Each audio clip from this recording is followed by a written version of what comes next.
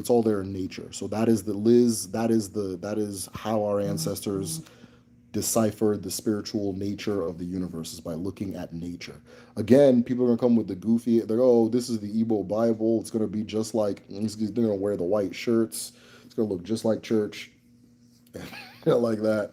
So when that comes, if that's your flavor, cool. But I'm gonna let you know right now, the actual thing our people are doing is describing reality, and God, the creator, and the nature of the creator, Chu'u, is not mysterious.